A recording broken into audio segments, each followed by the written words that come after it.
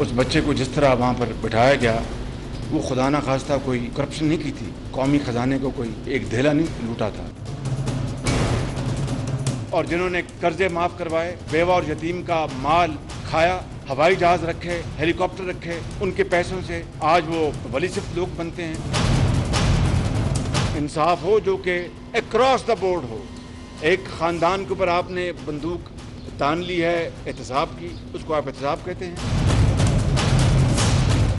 मैं supreme court को मैं मुल्तमस हूँ, हाथ जोड़ के कहता हूँ कि आप ये ज़रूर करें शरीफ खानदान की अकाउंटेबिलिटी, मगर it should be across the board. मगर ना फिर ये अक्रॉस द बोर्ड ना हुआ तो फिर ये मुल्क कभी नहीं सफर सकेगा।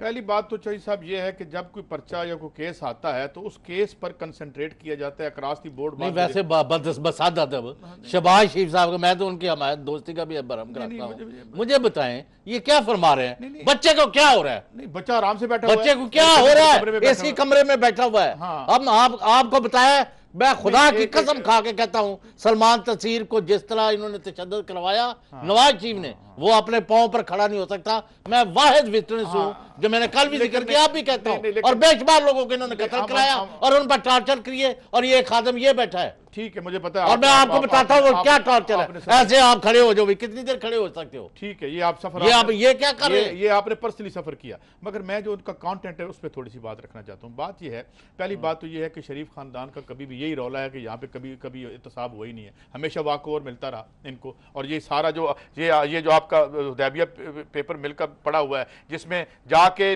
आपके नैब के जो चीफ है उन्होंने कहा जी हमने तो दोबारा परस्यू ही नहीं करना, जो फैसला आ गया उसके बाद ऐसी। और एक दूसरी बात ये है कि इतना मसला क्या है? वो एक प्रॉपर्टी आपने खरीदी, किसी ने बेची, पेपर जाके सामने रख दें, बात खत्म हो जाए। आप हर काम कर रहे हैं, एक मिनट, आप हर काम कर रहे हैं। आप क्या काम कर रहे हैं?